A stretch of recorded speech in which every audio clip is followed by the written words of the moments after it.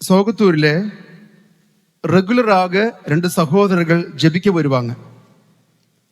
கொஞ்ச நாள் கழிச்சு ஒருத்தரை காணோம். ஒருத்தர் மட்டும்தான் வந்துட்டு இருக்கிறாரு. 2, 3, 4 மாதங்கள் முடிந்த உடனே நான் கேட்டேன், என்ன ஆச்சு, ரெட்டைகளா வருவீங்களே, ஜோடி எங்க போச்சு அப்படி கேட்டேன். அப்போ அவர் சொன்னாரு, அவர் பெரிய ஆளாயிட்டாரப்பா அப்படி சொன்னாங்க. என்ன சொல்றீங்கன்னு கேட்டேன். அப்போ சொன்னாரு, வேரி இல்லாம கூலி இல்லாம சுத்தி நடந்த மனுஷன். நான் கூப்பிட்டு என் கூட வேலைக்கு வச்சேன், டீ வாங்கி கொடுத்தேன், சாப்பாடு வாங்கி கொடுத்தேன், தொழில் கற்றுக் கொடுத்தேன், எங்க பொருளை வாங்கணும், எப்படி தரம் பார்த்து வாங்கணும், எங்க பிஸ்னஸ் பண்ணணும் எல்லாம் கற்றுக் கொடுத்தேன். நல்ல கடுமையான உழைப்பாளி, சந்தேகம் கிடையாது. ஆனால் அவர் நல்லா உழைத்து முன்னேறின உடனே தனியா பிஸ்னஸ் ஆரம்பிச்சுட்டாரு.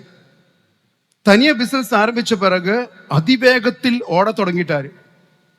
இப்ப என்னெல்லாம் பார்த்தா திரும்பி கூட பார்க்க மாட்டேங்கிறாரு. போன் பண்ண கூட கட் பண்ணிடுறாரு, எடுக்க மாட்டேங்கிறாரு. கோயில சந்திச்சு விஷ் பண்ணா கூட திருப்பி விஷ் பண்ண மாட்டேங்கிறாரு. என்னை மாதிரி 1000க்கும் லட்சத்துக்கும் பிசினஸ் பண்ணல ஃபாதர்.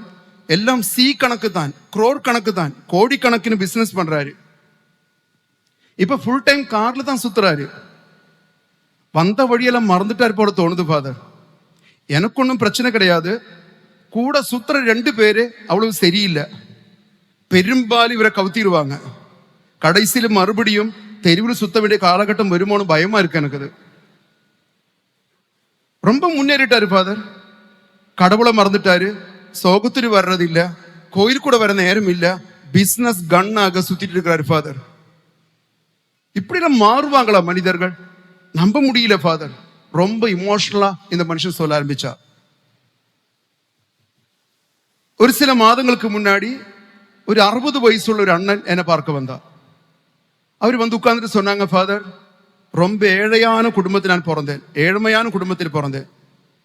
13 வயதுல ஃபாதர்ஸ் நடத்துகின்ற ஒரு நிறுவனத்தில் தோட்ட வேலைக்கு சேர்ந்தேன். செடிக்கு தண்ணி ஊத்துறது, களை பறிக்கிறது, உரம் போடுறது, இப்படி எல்லாம் காட்டு வேலைக்கு சேர்ந்தேன். 30 வயசு வரைக்கும் அந்த நிறுவனத்திலே ஃபாதர்ஸ் கூட கஷ்டப்பட்டு உழைத்த வாழ்க்கையில் முன்னேறினேன். 30 வயதில் எனக்கு மேரேஜ் ஆயிடுச்சு. மேரேஜ் ஆன உடனே ஃபாதர்ஸ் சொன்னாங்க, இனி நீ போய் மனைவி கூட சந்தோஷமா வாழு, நீங்க ஆசிரமத்தில் வேலை செய்ய வேண்டாம். ஃபாதர்ஸ் நான் தனியா வாழ்வதற்காக எனக்கு ஒரு செகண்ட் ஹேண்டு பழைய ஒரு ஆட்டோ வாங்கி கொடுத்தாங்க. நான் ஆட்டோ ஓட்டி பொழைச்சிட்டு இருந்தேன். எனக்கு 2 பையனும் ஒரு பொண்ணும் பிறந்துச்சு. கடுமையாக உழைத்தேன். ஆட்டோ ஓட்டுறது மட்டுமல்ல, எக்ஸ்ட்ரா பிசினஸ்கள் எல்லாம் பண்ண தொடங்கினேன். சின்ன சின்ன பிசினஸ்கள் பண்ண தொடங்கினேன். வாழ்க்கையை நல்லா போயிட்டு இருந்துச்சு. கடவுள் ஆசீர்வாதத்தில் எனக்கு ஒரு பிசினஸ் கடவுள் கொடுத்தாங்க. நான் ஒரு தொழில் செஞ்சு பிசினஸ் பண்ணி கை நிறைய சம்பாதிக்க தொடங்கினேன். 3 பிள்ளைகளும் நல்லா படிக்கக்கூடியவங்க. 2 பேரும் டாக்டர் ஆக்கிட்டேன். ஒரு ஆள் சிஏ படிச்சுட்டாங்க, வெளிநாட்டில் போயிட்டாங்க. இப்போ எனக்கு 60 வயசு. 3 பேருக்கும் மேரேஜ் முடிஞ்சிச்சு. இப்போ என்ன பிரச்சனைன்னு கேட்டா, 3 பிள்ளைகளுக்கும் மனைவிக்கும் என்னை பிடிக்க மாட்டேங்குது. நான் ஸ்மார்ட் இல்லையா, நான் ஸ்டைலா இல்லையா, சம்பந்திகள் முன்னாடி நின்று பேசுறதுக்கான தகுதி கூட எனக்கு இல்லையா, எனக்கு ஒரு விவரம் இல்லையா, பொழைக்க தெரியாதா, 4 பேர் வீட்டுக்கு வந்து நான் பேசக்கூடாதா, பயங்கரமா எதிர்க்க தொடங்கிட்டாங்க ஃபாதர். ஒரே நக்கலை நையாண்டி 4 பேர் உட்கார்ந்து. பிள்ளைங்களுக்கு விவரம் இல்லாம போன பிரச்சனை இல்லை ஃபாதர். 30 வருஷமா என் கூட வாழ்ந்து என் மனைவி எப்படி மாறி போயிட்டா, கொஞ்சம் நன்றி காட்ட தெரியாதா ஃபாதர்? அவளை எல்லாம் மறந்தாச்சா? கடைசி வரைக்கும் இந்த பிள்ளைங்கள் இருக்கின்றது நினைப்பா அவளுக்கு? வயசு 60 ஆச்சு ஃபாதர். நான் ஒரு ஃபெயிலியர் ஃபாதர். என் வாழ்க்கையில நான் வாழ தகுதி இல்லாதவன். எனக்கு இப்போ ஒரு ஜெபம் தான் உண்டு ஃபாதர். இத்தனை வருஷம் ஜெபிச்சது, வாழணும், பொழைக்கணும், முன்னேறணும், பிள்ளைங்களை படிக்க வைக்கணும், பெரிய ஆளாயிட்டு கடமை முடிச்சு போனோம்னு என்ன இருந்துச்சு. இப்போ எனக்கு ஒரு ஜெபம் இருக்கு ஃபாதர். எவ்வளவு சீக்கிரம் சாக முடியுமோ அதுக்கு ஏதாவது ஜெபம் இருந்தா சொல்லி கொடுங்க. 2 நிகழ்வுகள். நம்முடைய வாழ்க்கையில் உள்ள மிகப்பெரிய பிரச்சனை என்ன தெரியுமா? நன்றி எதிர்பார்த்து கிடைக்காமல் போகும்பொழுது வருகிற வலி மற்ற எல்லா வலிகளை விட கொடூரமானதுதான். ஆமாவா இல்லையா? ஆமா. நம்ம வளர்த்தி விட்டவங்க, நம்ம உயர்த்தி விட்டவங்க, நம்ம பாதுகாத்தவங்க, நம்ம உதவி செஞ்சவங்க எல்லாம் நமக்கு எதிராக திரும்பி நிற்கும் பொழுது ரொம்ப வலிக்கும் நமக்கு. இப்படிப்பட்ட கதைகள் சொல்ல சொன்னா இங்க இருக்கிற ஒவ்வொருத்தருக்கும் 4, 5, 6 கதைகள் சொல்வதற்கு இருக்கும். அவன் செஞ்சது, அவள் செஞ்சது, அவங்க செஞ்சது. நமக்கெல்லாம் நம்பிக்கை துரோகத்தின் அனுபவங்கள் நிறைய உண்டு. நம்மை பற்றி நிறைய பேர் சொல்லுவாங்க, எப்படி இருந்தவன் தெரியுமா, எப்படி இருந்தவள் தெரியுமா, இப்ப எல்லாம் எங்களை கண்டுக்கிறதே இல்லை. ஸ்டீஃபன் பாதர் இப்ப எங்களை எல்லாம் பார்த்த சிரிக்கவே மாட்டேங்கிறாரு, பேசவே மாட்டேங்கிறாரு, ரொம்ப வளர்ந்துட்டாரு, மாறிட்டாங்க, வந்தபடி மறந்துட்டாரு சொல்றவங்க நிறைய பேர் இருப்பாங்க. ஒரு சாப்பாடு கொடுத்ததுக்கு, ஒரு படிப்பு கொடுத்ததுக்கு, ஒரு கொஞ்சம் பணம் உதவி செஞ்சதுக்கு எல்லாம் திருப்பி நன்றி சொல்லாமல் போகும் பொழுது நமக்கு இவ்வளவு வலிக்குது என்றால், நமக்காக எல்லாம் வழங்கிய கடவுளுக்கு எவ்வளவு வலி இருக்கும் நம் நன்றி காட்டவில்லை என்றால். எல்லாம் கொடுத்தது கடவுள் தான். நம்முடைய அறிவு, நம்முடைய அழகு, நம்முடைய வசதிகள், நம்முடைய எல்லா உழைப்புகள், நம்முடைய பிள்ளைகள், வாழ்க்கை துணை, எல்லாம் எல்லாம் எல்லாம் எல்லாம் கடவுள் போட்ட பிச்சை. பைபிள் சொல்லுதே, 1 கொரிந்தியர் 4வது அதிகாரம் 7வது வசனம் சொல்லுது.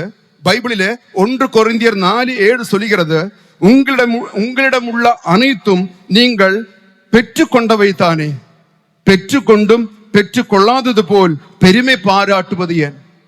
உங்களிடமில்லை எல்லாம் கடவுள் தந்தது, எல்லாம் கடவுள் போட்ட பிச்சை. அப்படி இருந்தும் கூட நீங்கள் ஏன் ஒன்னும் பெற்றுக்கொள்ளாதது போல இவ்வளவு திம்மரா, தெனாபெட்டா, கத்தா, பெரிய ஆளு மாதிரி நடிக்கிறது ஏன்? கடவுள் கேட்கிறாங்க. கடவுளுக்கு நன்றி செலுத்தாத மக்களை குறித்து கவலைகள் உண்டு. எப்படி நமக்கு தெரியும்? நன்றி செலுத்தாத பிள்ளைகளை குறித்து கடவுள் கவலைப்படுகிறார் என்று நமக்கு எப்படி தெரியும்? எப்படி தெரியும் என்று கேட்டால், பைபிளில லூக்கா நற்செய்தி 17வது அதிகாரம் படிக்கும் பொழுது ஒரு நிகழ்ச்சி உண்டு. 10 தொழுநோயாளர்கள் சௌக்கியம் அடைவதற்காக ஆண்டவருக்கு வருவாங்க. வந்த உடனே ஆண்டவர் சொல்லுவாங்க, நீங்க திரும்பி போய் என்ன செய்யணுமா, நீங்கள் குருக்களிடம் போய் உங்களை காண்பித்துக் கொள்ளுங்கள் என்று சொல்லி திருப்பி அனுப்புவாங்க. போகின்ற வழியில 10 பேர் நலமடைந்தார்கள். ஒரே ஒருவன் மட்டும் வந்து நன்றி சொல்ல வருவாங்க. அப்ப ஆண்டவர் கேட்கிற ஒரு விஷயம் உண்டு, நலமடைந்தவர்கள் 10 பேர் அல்லவா, மிச்ச மீதியுள்ள 9 பேர் எங்க போயிட்டாங்க? கடவுளுக்கு ஒரு நன்றி கிடைச்சதுனால என்ன பிரயோஜனம்? கடவுளுடைய சங்கடம் என்ன தெரியுமா? 10 பேர் தொழுநோய் நீங்கியதிலே ஒருத்தனுக்கு மட்டும்தான் உடலிலும் உள்ளத்திலும் ஆத்மாவிலும் உள்ள தொழுநோய் நீங்கிருச்சு. மீதி 9 பேருக்கும் உடலில் உள்ள தொழுநோய் மட்டும்தான் நீங்கி இருக்கு, உள்ளத்தில் உள்ள தொழுநோய் இன்னும் நீங்கவில்லை. அப்படி என்றால் நன்றி செலுத்தாதவன் எவனோ எவளோ அவனுக்கு இன்னும் தொழுநோய் நீங்கவில்லை, உணர்ச்சிகள் வரவில்லை, மரித்து போயிருக்கிறாங்க. ஆண்டவர் சொல்லுகிறார், கரெக்டா கணக்கு வைக்கிறாங்க. 10 பேர் இருந்தீங்க, ஒருத்தன் மட்டும்தான் வந்தீங்க, மீதி 9 பேரு எங்க போயிட்டாங்க? நன்றி செலுத்துறவரையும் ஆண்டவர் பார்த்து கொண்டிருக்கிறார், நன்றி செலுத்தாதவர்களையும் ஆண்டவர் பார்த்து கொண்டிருக்கிறார். ஹல்லேலூயா, ஹல்லேலூயா. இயேசுவுக்கே நன்றி, இயேசுவுக்கே ஸ்தோத்திரம். அடுத்தது கேளுங்க, சதவீத கணக்கு எப்படி தெரியுமா? 10 பேருக்கு ஒரு ஆள் தான் நன்றி சொல்றவங்க. அப்படின்னா 100 பேர்ல 10 பேரு தான் நன்றி சொல்லக்கூடியவங்க. 10% தான் நன்றி சொல்லக்கூடிய மக்கள் சமூகத்தில் உண்டு. அது 2000 வருஷம் முன்னாடி உள்ள கணக்கு. 2026 எப்படி இருக்கும்? மக்கள் சுயநலத்தில் வளர வளர வளர சதவீதம் கம்மியா இருக்கும். கம்மியா இருக்குமா இல்லையா? கண்டிப்பா கம்மியா இருக்கும். நன்றி சொல்லுகின்றவர்கள் எண்ணிக்கை மிக மிக குறைந்து கொண்டிருக்கிற ஒரு காலகட்டம் இது. ஹல்லேலூயா, ஹல்லேலூயா. 4 அறைகள் இருந்துச்சாம். 4 அறைகள். ஒரு அறையில மக்கள் செலுத்துகின்ற எல்லா ஆராதனைகளும் நிறைச்சு வச்சுக்கிறாங்க. வேறொரு அறையில மக்களை பாவ கழுவாய் எல்லாம் நிரப்பி வச்சுக்கிறாங்க. வேறொரு அறையில மக்களுடைய வேண்டுதல்கள் எல்லாம் நிரப்பி வச்சுக்கிறாங்க. வேறொரு அறையில மக்களுடைய நன்றி செலுத்துதல் எல்லாம் நிரப்பி வச்சுக்கிறாங்க. ஒரு நாள் கடவுள் போய் இந்த அறைகள் திறந்து பார்த்தாராம். திறந்து பார்க்கும் பொழுது ஆராதனை அறை பாதி நிறைஞ்சிருக்கு, பாதி காலியா இருக்கு. கடவுளுக்கு ஆராதனை செலுத்துகின்ற மக்களுடைய ஜெபங்கள் பாதி நிறைஞ்சிருக்கு, பாதி காலியா இருக்கு. பாவக்கழுவை அறை திறந்து பார்த்தால் காவாசி நிறைஞ்சிருக்கு, முக்காவாசி காலியா இருக்கு. வேண்டுதலுடைய அறை திறந்து பார்த்த உடனே நிறைஞ்சிருக்கு, ஃபுல் டைட்டா இருக்குது. காரணம் விண்ணப்பம் வைக்கிறதெல்லாம் பார்த்திருப்பீங்கல்ல, மாதா மன்றாட்டு மேல சொல்ற மாதிரி மூச்சு விடாம சொல்வோம், ஆண்டவரே நோய் நீக்கி கொடுங்க ஆண்டவரே, பொருளாதார நெருக்கடி நீக்கி கொடுங்க ஆண்டவரே, அடகு வச்சு திருப்பி கொடுங்க ஆண்டவரே, பொண்ணுக்கு திருமணம் பண்ணி கொடுங்க ஆண்டவரே, குழந்தைக்கு பெத்து கொடுங்க, என்னென்னமோ கேட்கிறோம். அறை நிறைஞ்சிருக்குதான் வேண்டுதல் வச்ச அறை. நன்றியினுடைய அறை திறந்து பார்த்தா அறை காலியாய் கிடக்குதா. காலியாக கிடக்குதா? நன்றி செலுத்தவங்களோட எண்ணிக்கை மிக மிக குறைவாக கொண்டிருக்கிற ஒரு காலகட்டம் இது. சில மக்கள் இருக்கிறாங்க, எப்ப பார்த்தாலும் நன்றி தான், சிரிப்பு தான், சந்தோஷம் தான், ஆனந்த பரவசம் தான். வேற சில மக்கள் இருக்கிறாங்க, எப்ப பார்த்தாலும் மூஞ்சி முகரும் கழுத மிதிச்ச மாதிரி இருக்கும். ஒரே சங்கடம், ஒரே புலம்பல், ஒரே வேதனை, ஒரே பெருமூச்சு சொல்லிட்டு இருப்பாங்க. ஒரு சந்தோஷம் கலை இருக்காது. எனக்கு ஒரு கணவனையும் மனைவியும் தெரியும். 2 பேருக்கும் இடுப்புக்கு கீழே காலு கிடையாது. தளர்ந்து 2 நாறு மாதிரி கிடக்குது காலு. 3 வீலுள்ள ஸ்கூட்டர் ஓட்டிட்டு போறாங்க. 2 பேரும் வியாபாரம் பண்றாங்க. 2 பேரும் கிறிஸ்துவ குடும்பத்தில் பிறந்தவங்க அல்ல. ஆனா சின்னதிலே இருந்து கிறிஸ்துவ நிறுவனம் நடத்துகின்ற அநாதை இல்லங்களில் வளர்ந்த பிள்ளைகள். இயேசு கிறிஸ்துவை பற்றி ரொம்ப தெரிஞ்சவங்க. நீங்க போய் அவங்ககிட்ட பேசணும். நான் வாய்ப்பு இருந்து ஒரு நாளைக்கு கூட்டிட்டு வரேன் அவங்களுக்கு. அவங்ககிட்ட பேசினீங்கன்னாக்கா எப்ப பார்த்தாலும் சிரிப்பு, 2 பேருக்கும் ஆனந்தம், பரவசம். என்ன சொல்லுவாங்க தெரியுமா? ஏசப்ப எங்களை நல்லா வச்சுக்கிறாரு சாமி. ஏசப்பா இருக்கும்போது எங்களுக்கு என்ன கவலை? ஏசப்பா அள்ளி கொடுக்கிறாரு ஃபாதர். எங்களுக்கு எந்த கஷ்டமும் வைக்க மாட்டாரு ஏசப்பா. ஏசப்பா ஏசப்பா ஏசப்பா ஏசப்பா ஏசப்பா. ஃபுல் டைம் கடவுள் கூட வாழ்கிற பிள்ளைகள். அன்பானவர்களே, நாம் யோசிக்க வேண்டிய சிந்தனை இதுதான். 2026 கடவுள் கூட நன்றி செலுத்தி மகிழ்ச்சிகரமான வாழ்க்கை வாழணுமா? புலம்பியும் முணுமுணுத்தும் சங்கடப்பட்டும் பாரப்பட்டும் இந்த ஆண்டு வாழ்ந்து முடிக்கணுமா? இதுதான் கேள்வி. உங்களுக்கு யாருக்காவது, எனக்கு தெரியும், இங்க இருக்கிற அத்தனை பேர் 99% மக்களும் சொல்ல போறது ஃபர்ஸ்ட் குரூப் தான். ஃபாதர், எப்ப பார்த்தாலும் கலையுள்ள ஒளியுள்ள ஜில்லு ஜில்னு ஒரு வாழ்க்கை வாழ நான் ஆசைப்படுறேன். அதனால அதுக்கு என்ன டெக்னிக்னு சொல்லி கொடுங்க. டெக்னிக் ஒண்ணுதான், கடவுளுக்கு நன்றி செலுத்த தொடங்கணும். நம்முடைய கேள்வி, எப்போது கடவுளுக்கு நன்றி செலுத்த வேண்டும்? குழந்தை பிறந்த உடனே நன்றி செலுத்தணுமா? வேலை கிடைச்ச போது நன்றி செலுத்தணுமா? கடந்தொலை நீங்கும் போது நன்றி செலுத்தணுமா? எப்பொழுது கடவுளுக்கு நன்றி செலுத்த வேண்டும்? ஃபர்ஸ்ட் கேள்வி. பைபிள் பதில் சொல்லுது. 1 குறிப்பேடு 23வது அதிகாரம் 30வது வசனம் சொல்லுது. 1 குறிப்பேடு 23:30 சொல்லுது, ஒவ்வொரு காலையிலும் மாலையிலும் ஆண்டவருக்கு நன்றி கூறவும் அவரை போற்றவும் வேண்டும். எப்போது? ஒவ்வொரு காலையிலும் மாலையிலும் கடவுளுக்கு நன்றி கூறவும் அவரை போற்றவும் வேண்டும். ஒவ்வொரு காலையிலும் மாலையிலும். நான் கேட்கிறேன், ஒரு நாளிല് 24 மணி நேரமுள்ள நாளிല് 24x60 அத்தனை மினிட்டுள்ள ஒரு நாளிല് 1 மினிட்டாவது உள்ளம் தட்டி ஆண்டவரே இதுவரைக்கும் காப்பாற்றியதுக்கு நன்றி என்று சொன்னவங்க எத்தனை பேர் நமக்குள்ள இருக்கும்? ஆண்டவர் சொல்லுகிறார், காலையிலும் மாலையிலும் நீ நன்றி செலுத்த வேண்டும். இது 1 குறிப்பேடிலே. அப்புறம் கொஞ்சம் காலம் முன்னேறி வரும்பொழுது பைபிளிலே தானியேல் என்ற ஒரு இறைவாக்கினர் உண்டு. தானியேல் இறைவாக்கினர் 6வது அதிகாரம் 10வது வசனத்தில் சொல்லுகிறார். தானியேல் 6:10 சொல்லுகிறார், தமது வழக்கப்படி, நல்ல கேளுங்க, தமது வழக்கப்படி, தினமும் உள்ள வழக்கம் அதுதான், தமது வழக்கப்படி நாள்தோறும் 3 வேளையும் தம் கடவுளுக்கு முன்பாக முழந்தால் இருந்து மன்றாடி அவருக்கு நன்றி செலுத்துவார். ஒவ்வொரு நாளும் எத்தனை முறை? 3 முறை. 1 குறிப்பேடு சொன்னதே காலையிலும் மாலையிலும் தான். தானியேல் செஞ்சு கொண்டிருந்தது தினமும் 3 முறை கடவுளுக்கு நன்றி செலுத்தி கொண்டிருந்தார். தொடர்ந்து இன்னும் படித்து வரும்பொழுது பைபிளிலே திருப்பாடல் 119 164 சொல்லுது. திருப்பாடல் 119 164 தாவீது அரசன் சொல்லுகிறார், நீதியான நெறிமுறைகளை குறித்து ஒரு நாளைக்கு 7 முறை உம்மை புகழ்கின்றேன். எத்தனை முறை? நீதி கடவுளை நான் பார்த்து 7 முறை உம்மை நான் புகழ்கின்றேன். அப்போ ஒரு இவல்யூஷன், ஒரு டெவலப்மெண்ட் பார்க்கிறோம். காலையிலும் மாலையிலும் ஜெபித்தது, ஒரு நாளைக்கு 3 முறை ஜெபித்தது, இங்க 7 முறை ஜெபிச்சாச்சு. இது பழைய ஏற்பாடு வரலாறு. திருச்சபை வளர்ந்துருச்சு, கடவுள் பிள்ளைகள் வளர்ந்து விட்டார்கள். புதிய ஏற்பாட்டுக்கு வரும்பொழுது நம்ம என்ன பார்க்கிறோம் தெரியுமா? புதிய ஏற்பாடில் நாம் இப்படியாக படிக்கின்றோம். எபேசியர் புத்தகத்திலே 5வது அதிகாரம் 20வது வசனம் சொல்றது. எபேசியர் 5:20 சொல்கிறது, நம் ஆண்டவராகிய இயேசு கிறிஸ்துவின் பெயரால் எல்லாவற்றிற்காகவும் எப்பொழுதும் தந்தையாம் கடவுளுக்கு நன்றி செலுத்துங்கள். எப்படி நன்றி செலுத்தணுமா? எல்லாவற்றிற்காகவும் எப்போதும் தந்தையாம் கடவுளுக்கு நாம் நன்றி செலுத்த வேண்டும். எல்லாவற்றுக்காகவும் நன்றி செலுத்தணும். நல்லதுக்கும் கெட்டதுக்கும் எல்லாம் நன்றி மட்டும்தான், புலம்பல் அல்ல, நன்றி செலுத்த வேண்டும். பலரும் அறிவாளிகள் கேட்கிற கேள்வியும் உண்டு. ஃபாதர், உங்க கரிஸ்மேட்டிக்காரர்களுக்கு விவரமே இல்லையா? சம்பந்தம் இல்லாம நீங்க பிரைஸ்தலோட சொல்றீங்க, ஹல்லேலூயா சொல்றீங்க. நீங்க என்ன பிரசங்கத்தில் சொல்றீங்க? நான் பைக் ஓட்டிட்டு போனேன், ஒரு பள்ளத்தில் விழுந்து எனக்கு ஆக்சிடென்ட் ஆயிடுச்சு, பிரைஸ் தி லார்ட். 2 கை உடைஞ்சிச்சு, ஒரு கால் உடைஞ்சிச்சு, ஹல்லேலூயா. சம்பந்தமே இல்லையா ஃபாதர்? நல்லது நடந்தா தானே பிரைஸ் தி லார்ட் ஹல்லேலூயா சொல்லணும். விழுந்ததுக்கும் உடைஞ்சதுக்கும் எல்லாமா பிரைஸ் தி லார்ட் சொல்றீங்க? மனித மூளை சொல்லும், நல்லது நடந்தால் நீங்க நன்றி சொல்லுங்கள், கெட்டது நடந்தால் புலம்பிட்டுங்கள் சொல்லுவாங்க. ஆனா பைபிள் சொல்லும், எல்லா சூழ்நிலையிலும் எல்லாவற்றுக்காகவும் நீ தந்தையாம் கடவுளுக்கு இயேசு கிறிஸ்துவின் பெயரால் நன்றி செலுத்த வேண்டும். இது தான் திருச்சபையினுடைய பைபிளுடைய போதனை. ஹல்லேலூயா, ஹல்லேலூயா. கொலோசியர் புத்தகத்திலே, பைபிளில் கொலோசியர் புத்தகம் 3:17 பவுலடிகளார் சொல்லுகிறார், எதை சொன்னாலும் எதை செய்தாலும் அனைத்தையும் ஆண்டவர் இயேசு கிறிஸ்துவின் பெயரால் செய்து அவர் வழியாய் தந்தையாம் கடவுளுக்கு நன்றி செலுத்துங்கள். எது சொன்னாலும் எது செஞ்சாலும் கடவுளுக்கு நன்றி, கடவுளுக்கு நன்றி.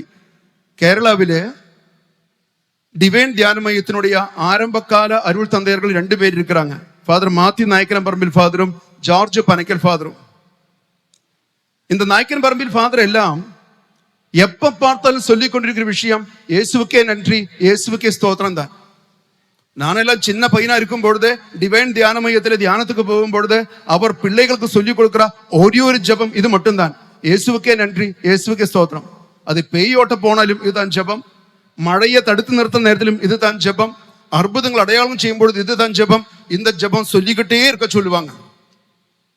இயேசுவுக்கே நன்றி, இயேசுவுக்கே ஸ்தோத்திரம் என்ற ஜபத்தை விட பெரிய ஜபம் நமக்கு இல்ல.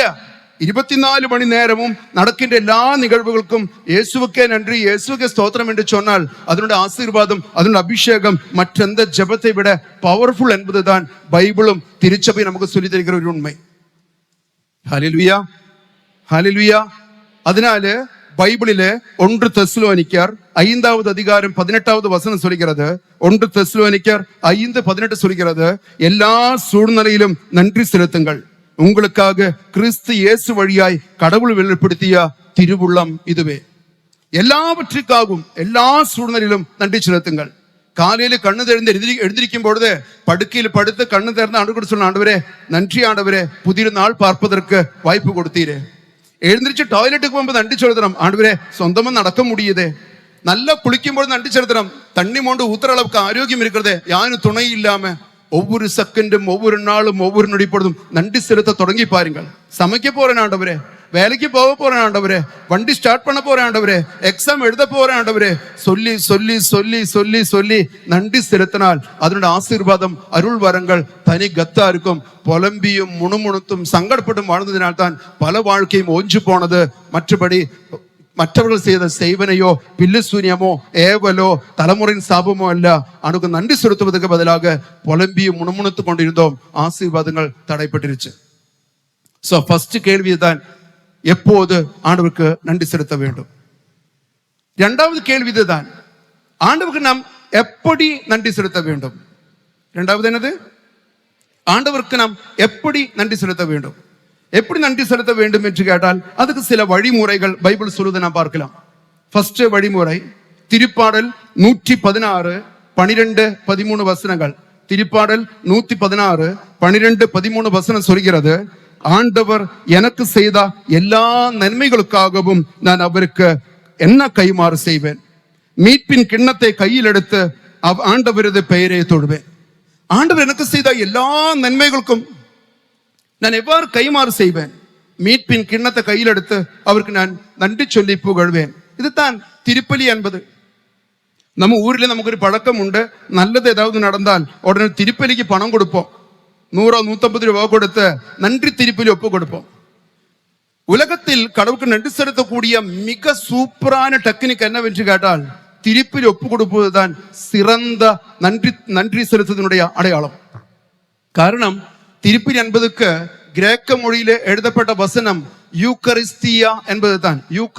யூக்கரிஸ்தியா என்பதுக்கு பேரு தேங்க்ஸ் கிவிங், நன்றி செலுத்துதல் என்றுதான் அர்த்தம். அதனாலே ஒரு பூசை பார்த்து அதில் ஜெபித்தாலே கடவுளுக்கு செலுத்துகின்ற ஒரு அருமையான திருப்பலியாக அது மாறும். அதனால் திருப்பலி செலுத்தலாம். திருப்பலி செலுத்தும் பொழுது என்ன நடக்குமா?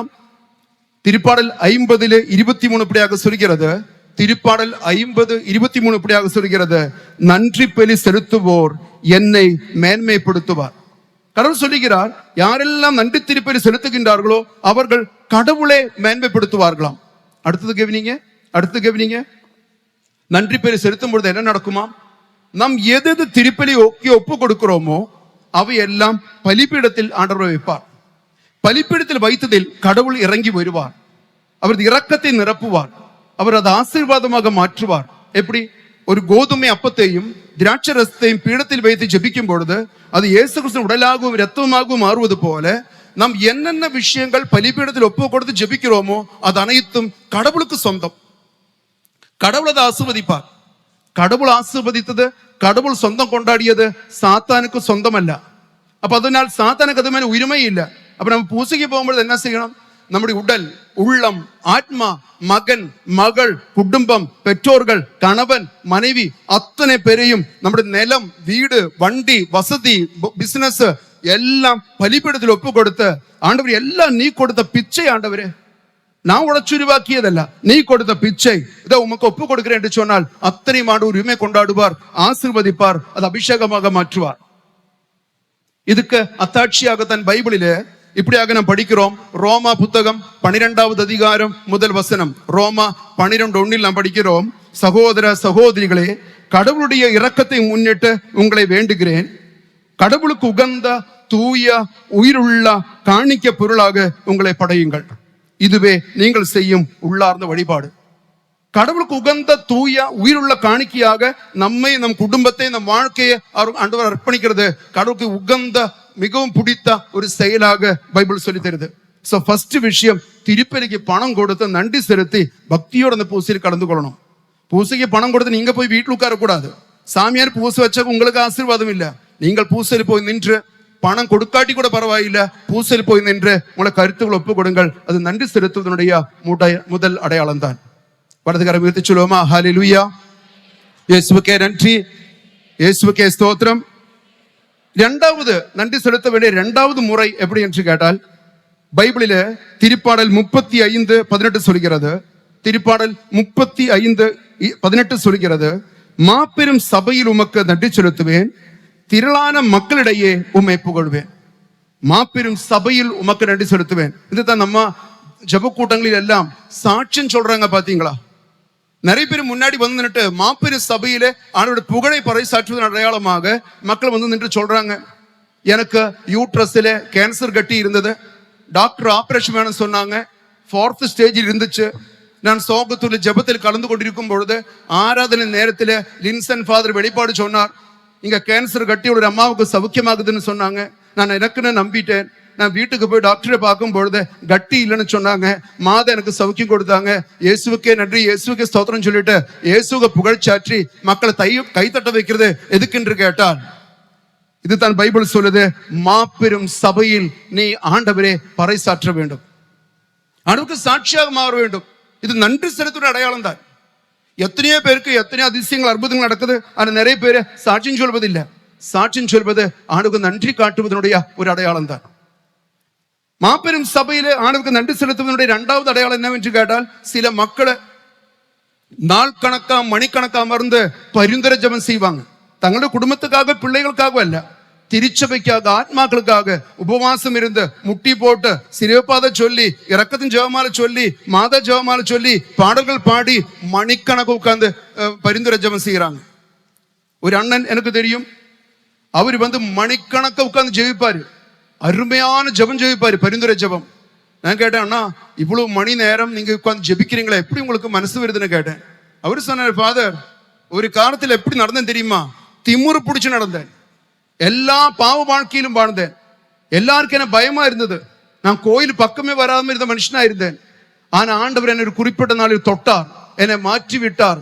நான் இப்பொழுது அனுபவிக்கின்ற சந்தோஷம், நிறைவு, நிம்மதி கடந்த காலத்தில் நான் அனுபவிச்சதில்லை. என்னை மாதிரி எத்தனையோ பேரு இடங்கையேது வலங்கையேதுன்னு தெரியாம உலகமயமான கவலையிலும் துன்பத்திலும் பாவத்திலும் அழுக்கிலும் சிக்கி நடக்கும் பொழுது அவனுக்கும் அவளுக்கும் ஒரு மனமாற்றம் வர வேண்டாமா?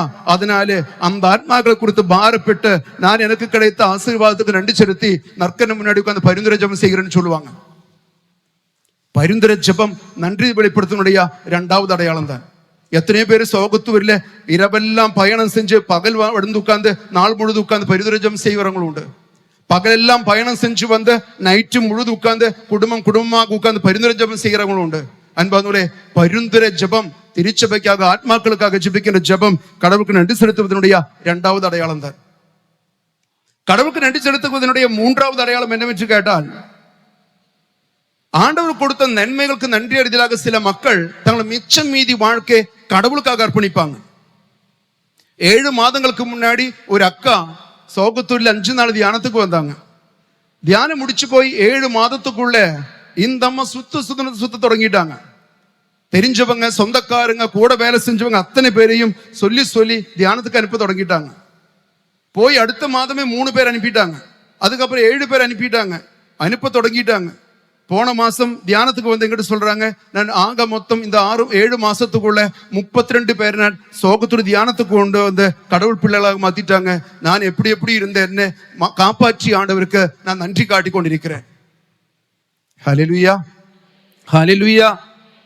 ஆண்டவருக்கு நன்றி செலுத்துவது சபையின் முன்னாடி அவருக்கு சாட்சி சொல்லும் பொழுது, அவருக்காக அவரிடத்தில் பரிந்து பேசும் பொழுது நான் நன்றி செலுத்துவனுடைய 2வது அடையாளம். 3வது பைபிள் சொல்லுது, திருப்பாடல் 109 30வது வசனம். திருப்பாடல் 109 30வது வசனம் சொல்கிறது, என் நாவினால் ஆண்டவரே பெரிதும் போற்றிடுவேன், பெரும் கூட்டத்திலேயே அவரை புகழ்ந்திடுவேன். என் நாவினால் நான் ஆண்டவரை போற்றுவேன். இந்த மாதிரி ஜபக்கூடங்களில் எல்லாம் வந்து சோகத்தூர் எல்லாம் பகல் ஜபத்திலும் இரவு ஜபத்திலும் வந்து கத்தி கதறி ஜபிக்கிறது என்ன தெரியுமா? ஆண்டவரே, கடந்த காலத்தை நீ காப்பாற்றியது நன்றி, ஸ்துதிக்கிறேன், போற்றுகிறேன், ஆராதிக்கிறேன். சும்மா ஸ்துதிக்கிறாங்க, கம்பீரமா ஜபிக்கிறாங்க. ஒரு பங்கில் தியானத்துக்கு போனேன். 4 நாள் தியானத்துல எல்லாம் ஒரே பங்கு மக்கள் உட்கார்ந்துருக்கிறாங்க. முன்னாடியில் ஒரு அண்ணன் நின்றுட்டு கையெல்லாம் தட்டி டான்ஸ் ஆடி கம்பீரமா பாட்டு பாடி ஸ்துதிக்கிறாங்க, கையுறுத்தி ஸ்துதிக்கிறாங்க. ஒரே ஆர்ப்பாட்டம், அட்டகாசம் தான் அண்ணனுடைய பாட்டு ஸ்துதிப்பெல்லாம்.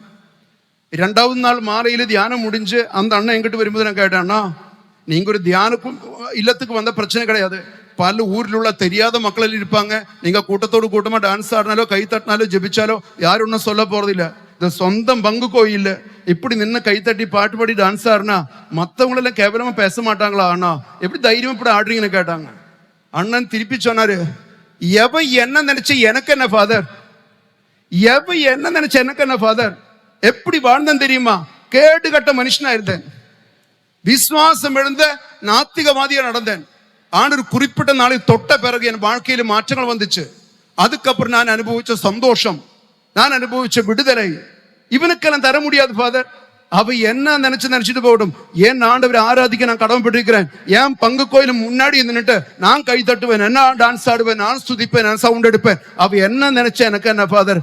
மக்கள் முன்னாடி நின்று ஸ்துதிக்கின்ற மக்கள் எத்தனை பேர் சொல்லுவாங்க தெரியுமா? ஃபாதர், இங்க நடக்கின்ற முதல் சனிக்கிழமை ஜபத்திலோ இல்ல நைட்டு ஜபத்தில எல்லாம் அந்த இருட்டில எல்லா லைட் ஆஃப் பண்ண நேரத்துல விடியற் காலையில அந்த நற்கரண ஆராதனை முன்னாடி நின்று கூக்குரலிட்டு அழுது புலம்பி ஜெபித்து நன்றி செலுத்திட்டு வீட்டுக்கு போனா அடுத்து 2 வாரம் 3 வாரத்துக்கு என்ன தெம்பு தெரியுமா ஃபாதர்? அது பூஸ்டும் பான்விட்டும் சாப்பிட்டு கிடைக்காது ஃபாதர். எத்தனை பேர் சொல்றாங்க? ஆண்டவர் முன்னாடி நின்று ஸ்துதிக்கணும், ஜெபிக்கணும். சும்மா வந்து கையும் கட்டிட்டு சுழி போன தென்னை மரம் மாதிரி நின்ன பிரயோஜனம் கிடையாது. வாய் திறக்கணும், ஸ்துதிக்கணும். கடந்த காலத்தில் போட்ட பிச்சைகளுக்கெல்லாம் நன்றி செலுத்தி முடியும் பொழுது அடுத்தடுத்த ஆசீர்வாதங்கள் தர தொடங்குவார். நீ கேட்டு வாங்கணும், வாய் திறக்கணும். ஆண்டவருக்கு அது மிகவும் பிரியமான விஷயம். ஹல்லேலூயா, ஹல்லேலூயா. 3 காரியங்கள் சொன்னேன். 1, திருப்பி ஒப்பு கொடுத்து ஜெபிக்கணும். 2, ஆண்டவர் முன்னாடி சாட்சின்னு சொல்லி சபை முன்னாடி கடவுளுக்கு சாட்சி ஆகணும். 3, ஆண்டவரை போற்றி புகழ்ந்து ஸ்துதிக்கணும். 4வது நன்றி செலுத்துகிற 4வது விஷயம் வந்து ஆண்டவருக்கு காணிக்கை செலுத்த வேண்டும். ஆண்டவருக்கு காணிக்கை செலுத்தணும். சீராக்கினுடைய புத்தகத்திலே 35வது அதிகாரம் 9-10 வசனம் சொல்கிறது. சீராக்கு 35 9-10 வசனம் சொல்கிறது, உன்னத இறைவன் உனக்கு கொடுத்ததற்கேற்ப நீயும் அவருக்கு கொடு, உன்னால் முடிந்த அளவுக்கு தாராளமாய் கொடு, ஆண்டவரே உனக்கு கைமாறு தருவார், 7 மடங்கு திருப்பி தருவார். ஆண்டவர் சொல்லுகிறார், உன்னத இறைவனுக்கு கொடுத்ததற்கேற்ப உனக்கு எவ்வளவு இருக்கிறதோ அதுக்கேற்ப நீ தாராளமாய் கொடு, நீ தாராளமாய் கொடு, ஆண்டவர் உனக்கு கைமாறு தருவார். 7 மடங்கு திருப்பி தருவார். சும்மா பெரிய பெரிய காரியங்கள் முடிஞ்ச உடனே தேங்க்யூ ஜீசஸ் சொன்ன பத்தாது, நன்றி இயேசுவே சொன்ன பத்தாது, அப்படி 50 ரூபா கொண்டு உண்டியில் போட்டா பத்தாது. ஆண்டவர் உனக்கு கொடுத்ததுக்கேற்ப நீயும் தாராளமாய் கொடுக்க நீ கடமைப்பட்டிருக்கிறாய். அப்பொழுது ஆண்டவர் உனக்கு திருப்பி தருவார். காரணம் பைபிள் சொல்லுது, திருப்பாடல் 116 14வது வசனம் சொல்லுது. திருப்பாடல் 116 14வது வசனம் சொல்கிறது, ஆண்டவருடைய மக்கள் அனைவரின் முன்னிலையில் என் பொருத்தனைகளை நிறைவேற்றுவேன். ஆண்டவர் அனைவரின் முன்னிலையில நான் என்னுடைய பொருத்தனைகளை நிறைவேற்றுவேன். ஆண்டவர் கொடுக்க வேண்டிய காணிக்கைகளை நான் செலுத்துவேன். ஒரு காலத்துல நம்ம அப்பா அம்மாக்கள் எல்லாம் செஞ்சிருந்த ஞாபகங்கள் இருக்கும். தாத்தா பாட்டிகள் எல்லாம் ஊர்ல ஒரு வாழைத்தோப்பில ஒரு வாழைத்தாறு வந்துருச்சுனாக்கா கோயில ஃபர்ஸ்ட் வாழைத்தாறு காணிக்கை கொண்டு வந்து கொடுப்பாங்க. கோழி போட்டா முதல் முட்டை சாமி கொண்டு வந்து கொடுப்பாங்க. வருஷத்துக்கு 1-2 கோழியை சாபில கொண்டு வந்து கொடுப்பாங்க.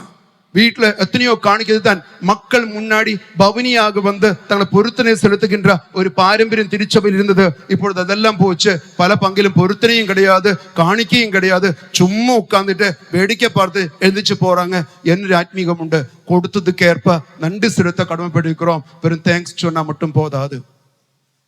அல்லேலூயா, இயேசுவுக்கே நன்றி. இனி எதற்காக நாம் நன்றி செலுத்த வேண்டும்? ஃபர்ஸ்ட் கேட்டது என்ன? எப்போதும் நன்றி செலுத்த வேண்டும். 2வது என்ன பேசணும்?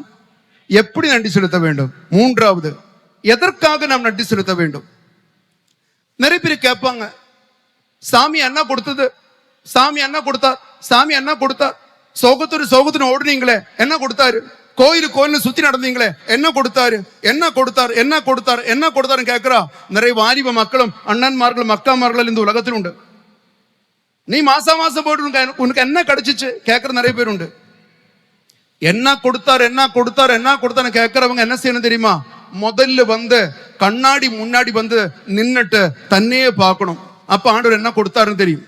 பார்க்கறதுக்கு கண்ணு, கேட்கறதுக்கு காது, குண்டக்க மண்டக்க யோசிக்கிறதுக்கு மூளை, கடவுளையே வம்பிழுக்கிற கேள்வி கேட்கறதுக்கு நாவு, நேரம் நிக்கிறதுக்கு இடுப்பெலும்பு, நடக்கிறதுக்கு காலு, அள்ளி சாப்பிடுறதுக்கு கை. என்ன கொடுத்தாரு, என்ன கொடுத்தாரு கேட்கறதுங்க கண்ணாடி முன்னாடி வந்து நிக்கணும். சாப்பிடும் பொழுது போய் உட்கார்ந்து யோசிக்கணும். இந்த அரிசி விவசாயம் செஞ்சது யாரு, அறுவடை செஞ்சது யாரு, இது சுத்தம் செஞ்சது யாரு, இது வியாபாரம் செஞ்சது யாரு, இது சமைச்சது யாரு கேட்கணும். இந்த பொரியல், இந்த கூட்டு, இந்த சாம்பார் யாரு விவசாயம் செஞ்சது, யாரு உருவாக்கியது, இது ஒருத்தன் தந்ததல்ல.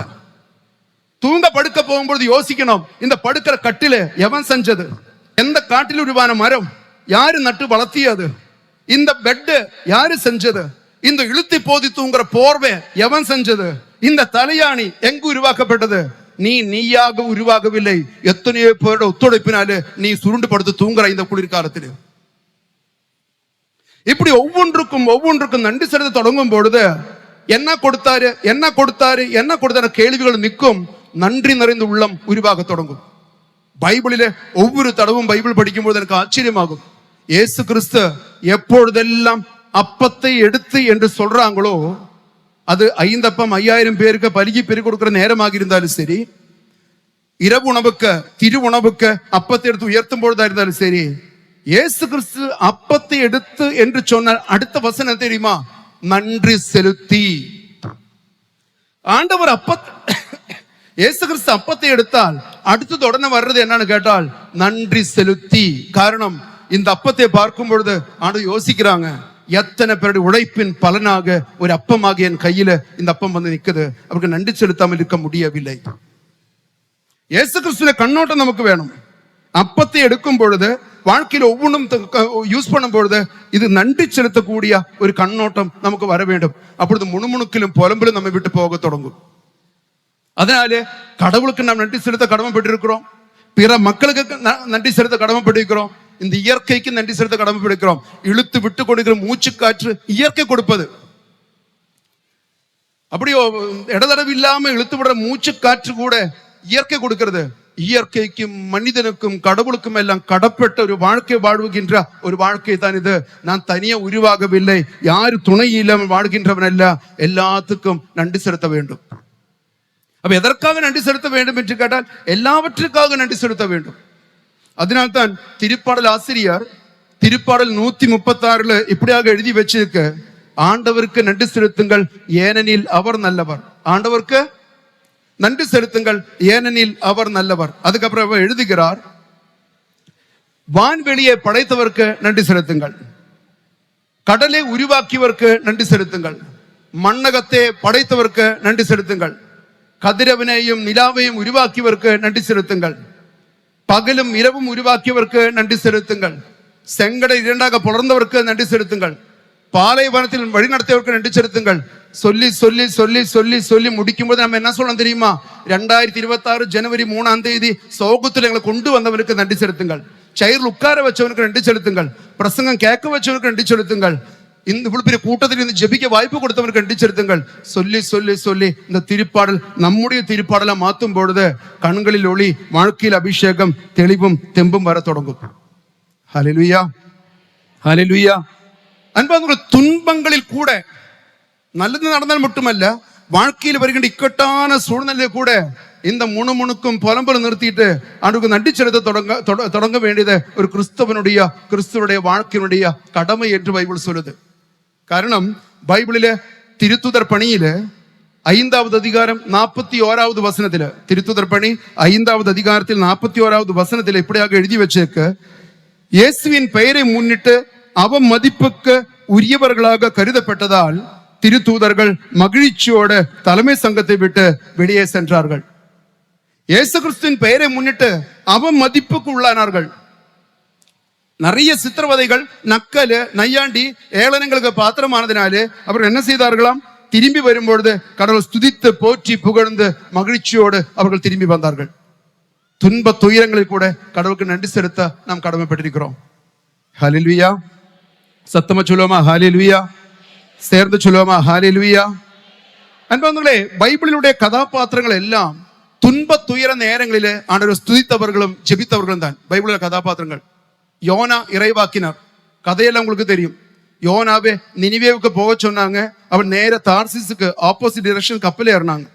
கப்பலில் காற்றும் புயலும் கொந்தளிப்பும் வந்தது. அங்கே உள்ளவங்க தூக்கி இந்த மனுஷனை கடலுக்கு தூக்கி போட்டாங்க. கதை தெரியுமா தெரியாதா? கதை தெரியும். தூக்கி போட்டாங்க. கடல்ல விழுந்தவனை மீன் முழுங்கிருச்சு. இனி மீன் வயிற்றுக்குள்ள சுருண்டு படுத்து கிடக்கிறாரு. சாவு எப்ப வேணுமானாலும் வரலாம். மூச்சு திணறல், பெரும்பெள்ளம் மேல போயிட்டு இருக்குது.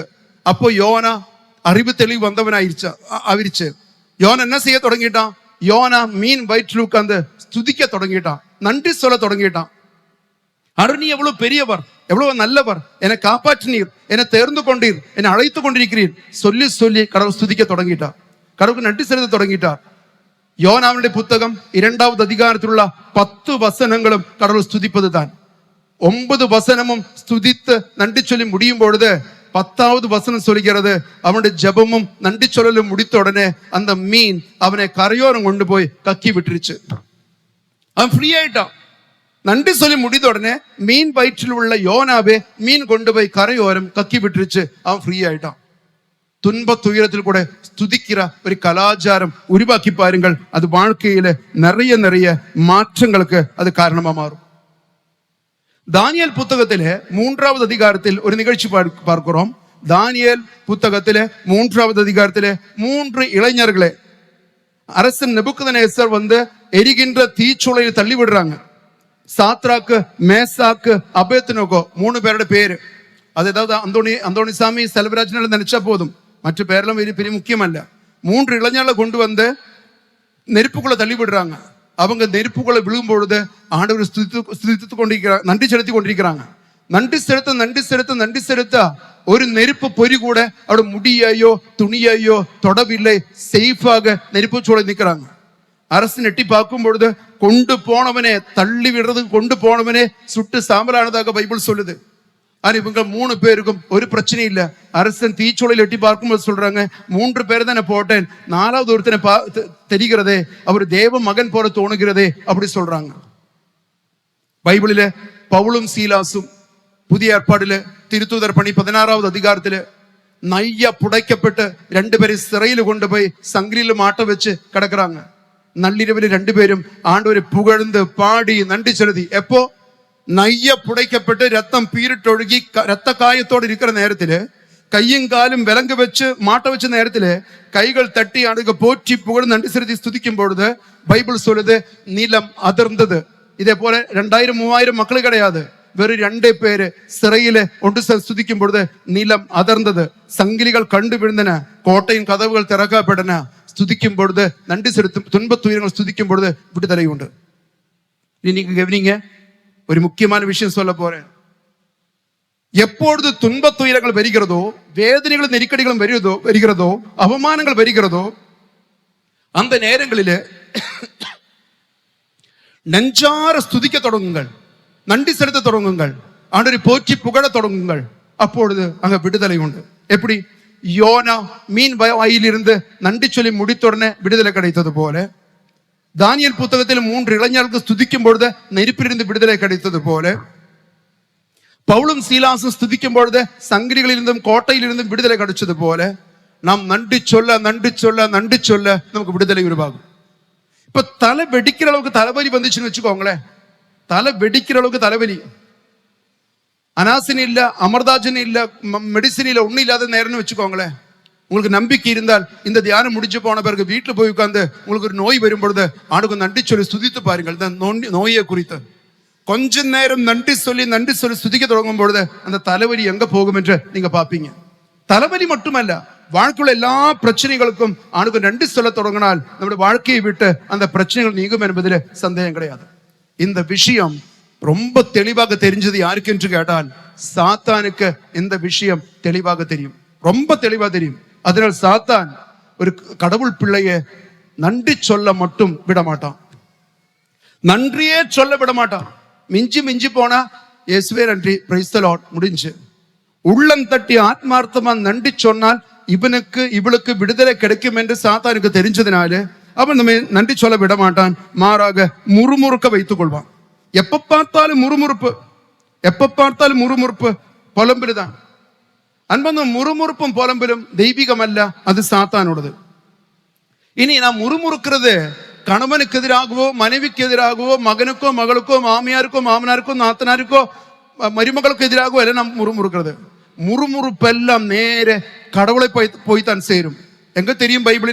பைபிளிலே விடுதலை பயணம் 16வது அதிகாரம் 8வது வசனத்துல, விடுதலை பயணம் 16:8 மோயிசன் இஸ்ரவேல் மக்களுக்கு சொல்றாரு, உங்கள் முறுமுறுப்புகள் எங்களுக்கு எதிரானவை அல்ல, ஆண்டவருக்கே எதிரானவை.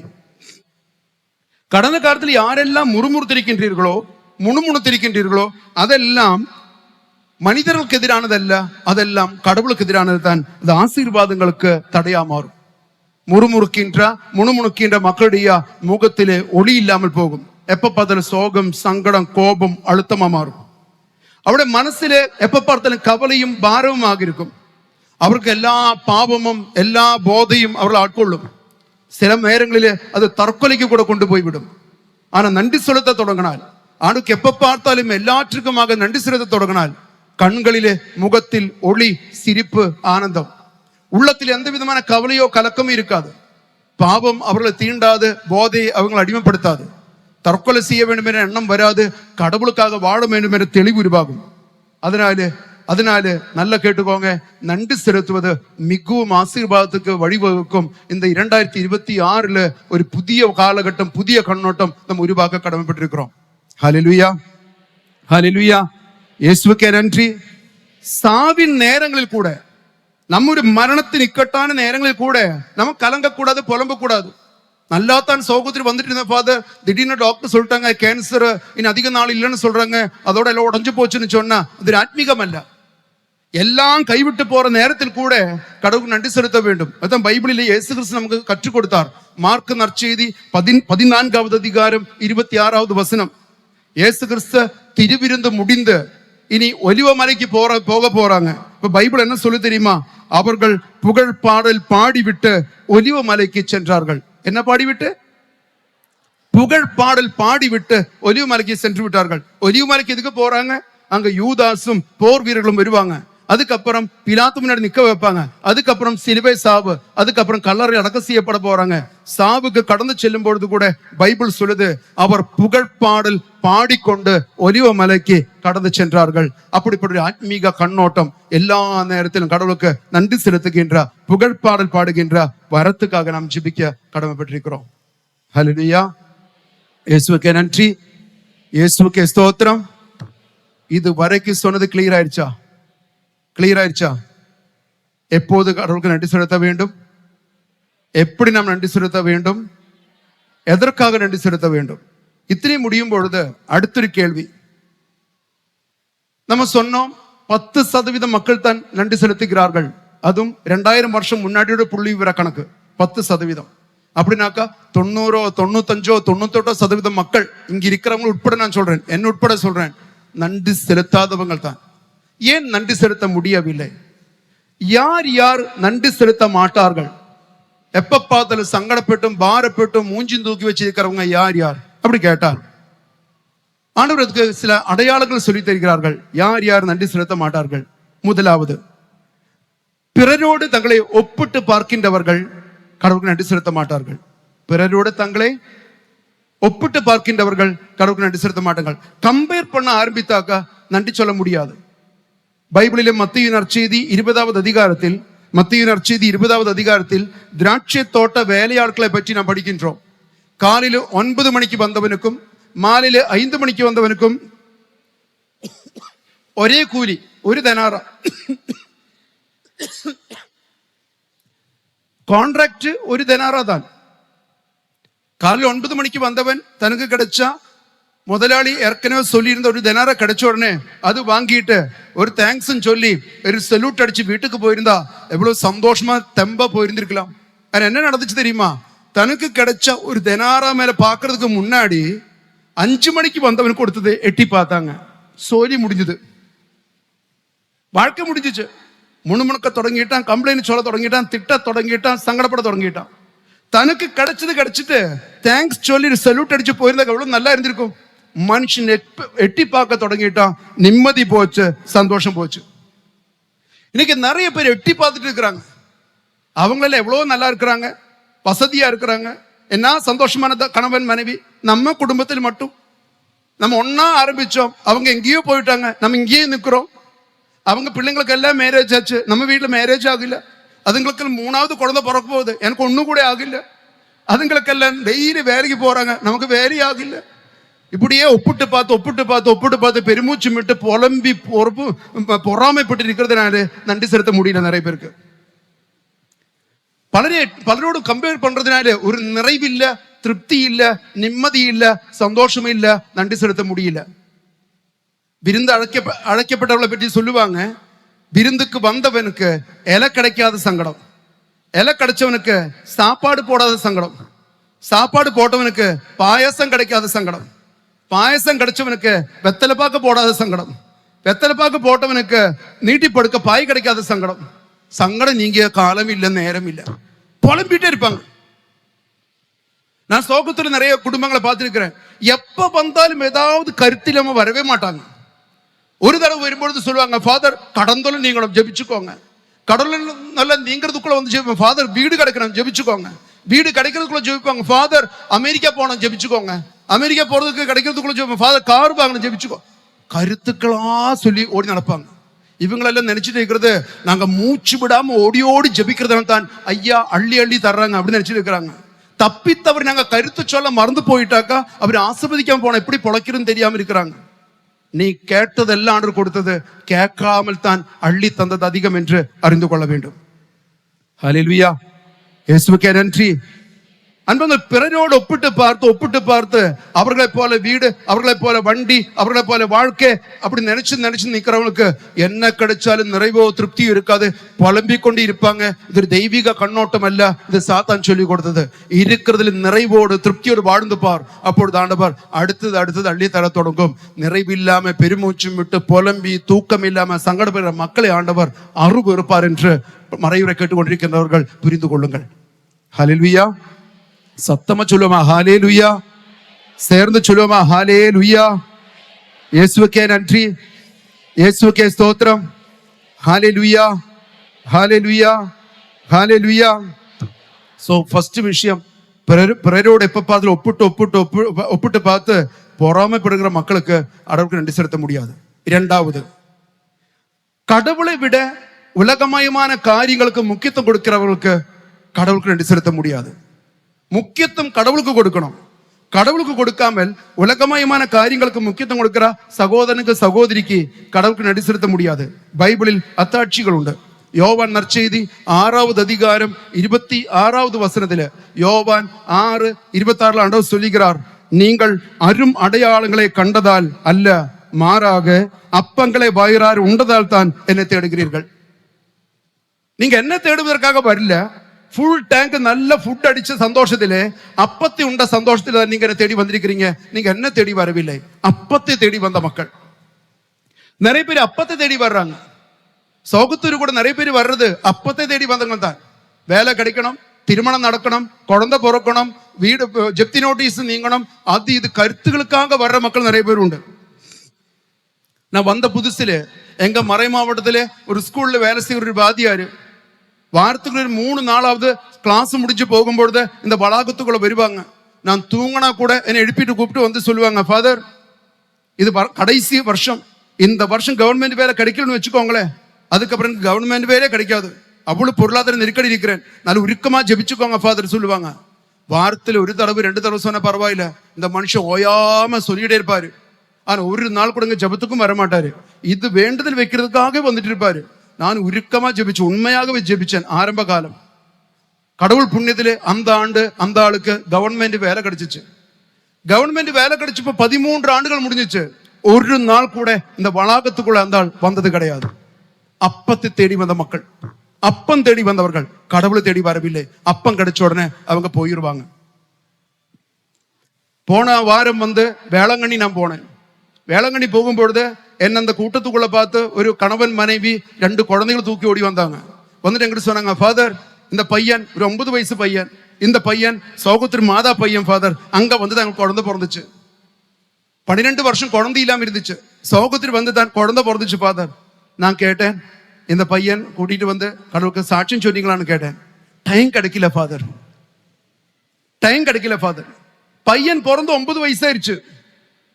12 வருஷம் கழிச்சு உருவான குழந்தை தான். 2வது பொண்ணு பிறந்திருக்குது. 2ஐயும் தூக்கிட்டு வந்திருக்காங்க. 9 வருஷம் ஆகியும் அவருக்கு திருச்சியில் இருந்து புறப்பட்டு சோகத்திற்கு நன்றி சொல்ல முடியல. அப்பத்தை தேடி வந்தவங்க, அப்பத்தை தேடி வந்தவங்க, அப்பம் மட்டும் எதிர்பார்த்து வர்றவங்க. ஆண்டவர் அருவருக்க மாட்டாரா? அருவருக்க மாட்டாரா? நீ எதற்காக வந்தாயின்னு எனக்கு தெரியும், நீ என்ன தேடி வரவில்லை, நான் கொடுக்கிற அப்பங்களை நீ தேடி வந்திருக்கிறாய். அருவருக்கிறார் ஆண்டவர். நிறைய பேரு பலதும் தேடி வந்துட்டு 8 மாதம் 10 மாதம் 15 மாதம் எல்லாம் ஓயாம ஜெபிப்பாங்க. ஜெபிச்சுட்டு வாழ்க்கையில் ஒரு அசைவும் வரவில்லை என்று சொன்னால் அப்ப சோகத்தில் வர்றது நிறுத்திட்டாங்க. காரணம், அப்பம் கிடைக்கல. என்ன பிரயோஜனம்? அப்பம் கிடைக்கல, என்ன பிரயோஜனம்?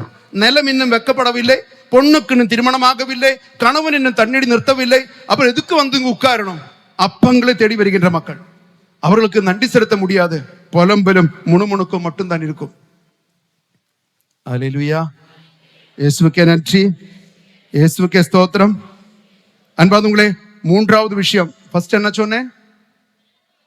பிறரோடு ஒப்பிட்டு பார்க்கின்றவர்கள் நன்றி செலுத்த மாட்டார்கள். 2, கடவுளை விட உலக காரியங்களுக்கு தேடி வருகின்ற மக்களுக்கு நன்றி செலுத்த முடியாது. 3வது, உள்ளத்தில் இருமாப்புள்ளவர்கள், கர்வம் அகந்தி உள்ளவர்களுக்கு கடவுளை நன்றி செலுத்த முடியாது. நீங்க பார்த்திருப்பீங்களா, நிறைய பேரு நான் கஷ்டப்பட்டது, நான் உழைச்சது, நான் சம்பாதிச்சது, நான் பாடுபட்டது, ஏன் அறிவு, ஏன் திறமை, நான் நான் நான் நான் என்று சொல்றவங்களுக்கு இது கடவுள் போட்ட பிச்சை என்று நினைக்க முடியாது. ஏன் கட்டிக்காரதனம், ஏன் சாமர்த்தியம், ஏன் உழைப்பு, ஏன் விவேகம், நான், அவனுக்கு எப்படி கடவுளுக்கு நன்றி செலுத்த முடியும்? ஈரோட்டிலே ஒரு கணவன் மனைவி இருக்காங்க. இந்த அம்மா நல்லா ஜெபிக்கிற அம்மா, கடவுள் பக்தியும் தாழ்ச்சி உள்ள அம்மா. இந்த ஆளு திமிரு பிடிச்சு நாத்திகம், கடவுளை நக்கல நையாண்டி பேசி நடக்கிற ஒரு மனுஷன். 2 பேரும் என்ன பார்க்க வரும்பொழுது இந்த அக்கா சொல்லுவாங்க, ஃபாதர், கடவுள் புண்ணியத்துல ஆண்டவர் எங்களுக்கு 3 நல்ல குழந்தைகள் கொடுத்திருக்கிறாங்க. உடனே அண்ணன் அங்க உட்காந்து கேட்பாங்க, அப்ப அதுல எனக்கு எந்த ரோலும் இல்லையா அப்படி கேட்பாங்க. கடவுள் தான் குழந்தை கொடுத்தாரா? எனக்கு எந்த ரோல் இல்லையா? நான் இல்லையா? நான் கொடுத்தேன்னு சொல்லு. நீ என்ன கடவுள் கொடுத்தான்னு சொல்றது? ஃபாதர், அழகான ஒரு வீடு ஆண்டவர் கட்டி கொடுத்தாங்க ஃபாதர். கடவுளுக்கு எவ்வளவு நன்றி சொல்ல முடியாது ஃபாதர். 2.5 கோடி எண்ணி கொடுத்தது நானு. கடவுள் எல்லாம் வீடு கட்டி கொடுத்தது நான் கஷ்டப்பட்டு உருவாக்கி 2.5 கோடி நான் கொடுத்து கட்டினது. ஏன்னா கடவுளுக்கு நன்றி சொல்ற நீ அப்படின்னு வாங்க. தமாசாகவும் சீரியஸாகவும் சொல்லுவாங்க. அக்கா கண்டுக்காம மறுபடியும் சொல்லுவாங்க, ஃபாதர் ஏதோ எல்லாரும் சேர்ந்து ஜெபிச்சதுனால என் பொண்ணுக்கு நல்லொரு மாப்பிளம் அமைஞ்சிச்சு ஃபாதர். உடனே அண்ணன் அங்க இருந்துட்டு 16 வீட்டுல லோலோன்னு அலைஞ்சு நான் தானே தேடி கண்டுபிடிச்சேன். நீ கடவுளுக்கு பாராட்டு கொடுக்குற. எல்லாம் நான் செஞ்சது. என்ன கடவுள் என்ன சாமி கேட்டுட்டு இருந்த மனுஷன் இவ்வளவு 2.5 கோடி ரூபாய் வீடு கட்டி வச்ச மனுஷனுக்கு பிசினஸும் போச்சு, எல்லாம் போச்சு. வீட்டு முன்னாடி ஜப்தி நோட்டீஸ் ஒட்ட வச்ச பிறகு சோகத்தூருக்கு டக்க டக்கான்னு வாரத்துக்கு 2 நாள் வர்றாங்க. கணவன் மனைவிக்கு ஜெபமாலை விட்டுறாங்க, சிறுவப்பாதை நடத்துறாங்க, இறக்கதும் ஜெபமாலை சொல்றாங்க. இப்போ நான் எங்க போச்சு? இப்ப நான் எங்க போச்சு? எல்லாம் நான் தான். ஓவரா செருக்கு. பைபிளில் ஒரு வசனம் உண்டு என்பதுக்குள்ள சரியான குத்து குத்தும். படிச்சு பாருங்க. திருவெளிபாடுல 3வது அதிகாரம் 17வது வசனம். திருவெளிபாடு 3:17 சொல்கிறது, எனக்கு செல்வம் உண்டு, வளமை உண்டு, ஒரு குறையும் இல்லை என நீ சொல்லிக் கொள்கிறாய். ஆனால் நீ இழிந்த, இறங்கத்தக்க, வறிய, பார்வையற்ற, ஆடையற்ற நிலையில் இருக்கின்றாய் என்பது உனக்கு தெரியவில்லை. மறுபடியும் நான் படிக்கிறேன், கேளுங்க. பைபிள் சொல்லுது, எனக்கு செல்வம் உண்டு, வளமை உண்டு, ஒரு குறையும் இல்லை என நீ சொல்லிக் கொள்கிறாய். ஆனால் நீ இழிந்த, இறங்கத்தக்க, வறிய, பார்வையற்ற, ஆடையற்ற நிலையில் இருக்கின்றாய் என்பது உனக்கு தெரியவில்லை. பேசிக்கொண்டிருக்கிற எனக்கும் கேட்டுக்கொண்டிருக்கிற உங்களுக்கும் உள்ள ஒரு வசனம் இது. நம் எதோ பெரிய பில்டப் கொடுத்து பெரிய பிஸ்தா மாதிரி உட்கார்ந்து இருக்கிறோம். நம்முடைய பஞ்சத்தனம் நமக்கு தெரிய மாட்டேங்குது. ஆண்டவர் சொல்லுகிறார், நீ நான் போட்ட பிச்சு தான் உன் வாழ்க்கை. அல்லேலூயா, இயேசுவுக்கே நன்றி. அன்பார்ந்தவர்களே, ஒருவேளை நாம் கடவுளுக்கு நன்றி செலுத்தவில்லை என்று வைத்துக் கொள்ளுங்கள். இந்த இறைச்செய்தி கேட்ட பிறகும் நான் இப்படிதான் இருக்க போறேன். ஏதாவது கொடுத்தால் நான் நன்றி செலுத்துறேன். நிலம் வித்து கொடுத்தால் காணிக்க கொடுக்கிறேன். பொண்ணுக்கு திருமணம் முடிச்சால் நான் நகை கொண்டு வந்து கொடுக்கிறேன். இப்படி எக்ரிமெண்டிலே இருக்கிறீங்கனாக்கா நாம் நன்றி செலுத்தவில்லை என்றால் அதில் என்னாகும்? அதனால் என்னாகும் என்று கேட்டால், ரோமா புத்தகம் 1 அதிகாரம் 21வது வசனம் சொல்கிறது. ரோமா 1:21 சொல்கிறது, அவர்கள் கடவுளை அறிந்திருந்தும் கடவுளுக்கு மாட்சிமை அவர் அளிக்கவில்லை, நன்றி செலுத்தவும் இல்லை. அதற்கு மாறாக அவர்கள் எண்ணங்கள் பயனற்றவையாயின, உணர்வற்ற அவர்களது உள்ளம் இருண்டு போயிற்று. ஆனால் சொல்லுகிறார், கடவுளுக்கு நன்றி செலுத்தாமல் கடவுளுக்கு அளிக்க வேண்டிய மாட்சிமை அளிக்காமல் போனால் என்ன ஆகுமாம்? வாழ்க்கையும் எண்ணங்களும் பயனற்று போகும், வாழ்க்கை இருண்டு போகும் என்று பைபிள் சொல்லுது. வாழ்க்கை இருண்டு போகும், வாழ்க்கை பயனற்றதாக மாறும் எப்போது கடவுளுக்கு நன்றி செலுத்தவில்லை என்றால். அடுத்தது பைபிள் சொல்லுது, 1 கொரிந்தியர் 10:10 சொல்கிறது. 1 கொரிந்தியர் 10:10 சொல்கிறது, அவர்களுள் சிலர் முணுமுணுத்தனர், இதனால் அவர்கள் அழிவு விளைவிக்கும் தூதரால் அழிக்கப்பட்டனர். அவர்களைப் போல் நாமும் முணுமுணுக்க கூடாது. அவர்கள் முணுமுணுத்து வாழ்ந்ததினால அழிவு விளைவிக்கின்ற தூதனை அனுப்பி முணுமுணுத்தவர்கள் எல்லாம் அவர் அழித்து விட்டார். நீங்களும் அதே போல முணுமுணுக்க கூடாது என்று பைபிள் நமக்கு எச்சரிக்கை தருகிறது. முணுமுணுத்தால் அழிவின் தூதன் வீட்டுக்குள்ள வரும். எப்ப பார்த்தாலும் சமையல் கட்டிலே வீட்டுக்குள்ள கணவன் மனைவியில முணுமுணுத்து வாழ்ந்தால் அந்த வீட்டுக்குள்ள அழிவின் தூதன் வரும். அங்க நிம்மதி போகும். அங்க கடவுளின் வான தூதர்கள் இறங்கி வர மாட்டார்கள். அது அழிவுக்குள்ளாகும் என்று 2வது எச்சரிக்கை தருகிறது. மூன்றாவதாக பைபிள் சொல்லுது,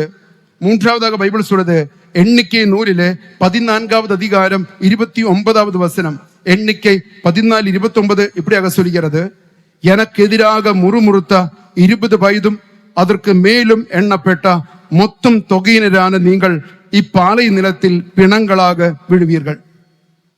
இஸ்ரேல் மக்களுக்கு பாலை நிலத்தில் உள்ள லட்சக்கணக்கில் வருகின்ற இஸ்ரேல் மக்கள்கிட்ட ஆண்டவர் சொல்லுகிறார், 20 வயதும் அதுக்கு மேலே உள்ள யாரெல்லாம் எனக்கு எதிராக முணுமுணுத்திருக்கிறீர்களோ. இப்ப நமக்கு ஓட்டு செய்வதற்கான வயசு எவ்வளவு? 18 வயசு தான். 18 வயசாச்சுனாக்கா ஓட்டு செய்யலாம், அப்படித்தானே? 18 வயசு தானே ஓட்டு பண்ணலாம். அப்ப 20 வயசு தான். 20 வயசான தான் அறிவு தெளிவு வரும். 20 வயசுக்கு மேல உள்ளவங்களுக்கு பிணங்களாக விடுவீர்கள். இந்த காலத்தில் 20 வயசுல வேண்டாம், பசங்கள் எல்லாம் 6 வயசு 8 வயசு ரொம்ப அறிவு தெளிவாயிடுச்சு. அறிவு தெளிவுள்ளவன் யாரெல்லாம் ஆண்டவருக்கு எதிராக முணுமுணுக்கின்றார்களோ அவர்கள் எல்லாம் இந்த பாலைவனத்தில் பிணங்களாக விடுவீர்கள். நீங்கள் பாலும் தேனும் ஒழுகுகின்ற கானான் நாட்டுக்குள்ள கடந்து செல்ல மாட்டீர்கள் என்று ஆண்டவர் எச்சரிக்கிறார். என்ன அதனுடைய விளக்கம் என்ன? இந்த உலகத்திலே எப்பொழுதும் முணுமுணுத்து கொண்டிருக்கிற மக்களுக்கு கடவுளுடைய நிலையான உலகத்திற்கு விண்ணக வாழ்க்கைக்கு தகுதி இல்லாதவர்களாக மாறுவார்கள். இந்த உலகத்திலே அவர்கள் செத்து மடிவார்கள். இத்தோடு நம்முடைய வாழ்க்கை முடிந்துவிடும். வாழ்க்கை முழுதும் எப்ப பார்த்தாலும் இப்படி வீணா போன மனுஷனுக்கு கணவனை கொடுத்தீங்களே, இப்படி தண்ணடிக்கான கணவனை கொடுத்தீங்களே சொல்லி முணுமுணுத்து கொடுக்கிற அக்காவுக்கு இந்த உலகத்திலும் நரகம், வரப்போகிற உலகத்திலும் நரகம். இங்க முணுமுணுக்கின்றவர்களுக்கு விண்ணகம் கிடைக்காது. அதற்கு போற்றி போல் நன்றி செலுத்துகின்றவர்களுக்கு தான் விண்ணகம், நிலையான வாழ்வு கிடைக்கும் என்று பைபிள் நம்மை எச்சரிக்கின்றது. ஹல்லேலூயா, இயேசுவுக்கே நன்றி, இயேசுவுக்கே ஸ்தோத்திரம். ஒரு சகோதரியை நான் சந்திச்சேன். ஒரு கூட்டம் சகோதர சகோதரிகள் சகோதரி வந்தாங்க. அது ஒரு அம்மா, ஒரு 52 53 வயசு இருக்கும். ஒரே சிரிப்பு, ஒரே ஜோக்கு, ஒரே தமாசு, ஒரே கலகலப்பு. நாங்கெல்லாம் விழுந்து விழுந்து சிரிச்சுட்டு இருக்கிறோம். பயங்கர ஜோக் அடிக்கிறோம், கலகலப்பா இருக்கிறாங்க.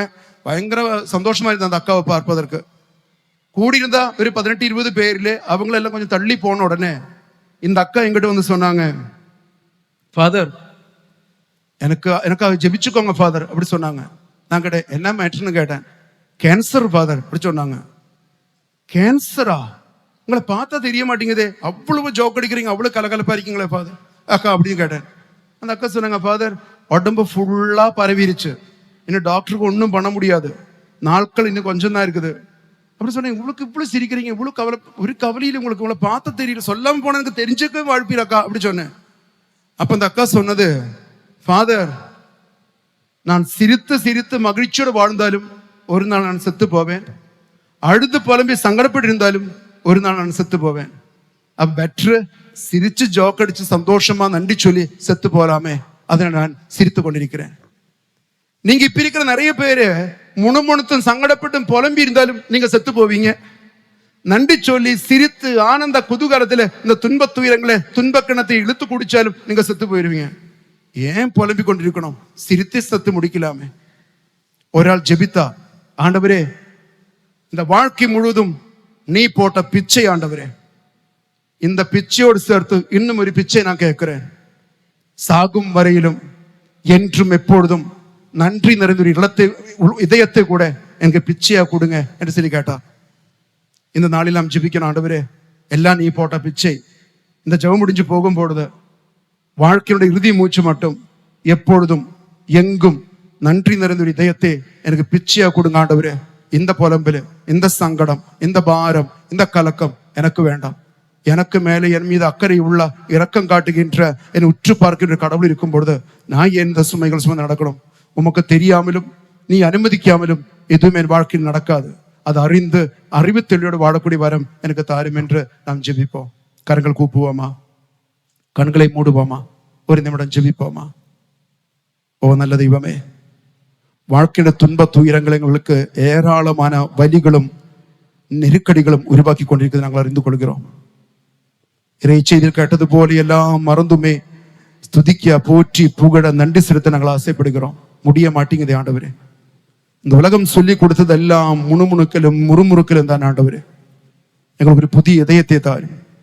வாழ்நாள் முழுவதும் துன்ப துயரத்திலும் வேதனையிலும் நெருக்கடியிலும் கூட எரிகின்ற தீச்சுளையில் கூட மக்கள் நன்றி செலுத்துகின்ற கண்ணோட்டம் எங்களுக்கு தாரும். நாங்கள் ஸ்துதிக்க ஸ்துதிக்க நன்றி செலுத்த எங்கள் வாழ்க்கையில் ஏராளமான விடுதலைகள் உருவாகும் என்று அறிந்து கொண்டோம் ஆண்டவரே. இந்த ஆண்டு முழுவதும் உமது பிரசனத்தில் மகிழ்ச்சியோடு வாழ்வதற்கு ஒவ்வொரு மகனையும் மகளையும் ஆசீர்வதியும். அம்மா மாதாவே, சூசியப்பரே, எல்லா புனிதர்களே எங்களுக்காக பரிந்து பேசும். அருள் நிறைந்த மரியே வாழ்க, ஆண்டவரும் உடனே பெண்களுள் ஆசை பெற்றவர் நீரே, உம்முடைய திருவயிற்றின் கனியாகிய இயேசுவும் ஆசை பெற்றவரே. புனித மரியே, இறைவனின் தாயே, பாவியலா இருக்கிற எங்களுக்காக இப்பொழுதும் எங்கள் இறப்பின் வேளையிலும் வேண்டிக் கொள்ளும். ஆமென்.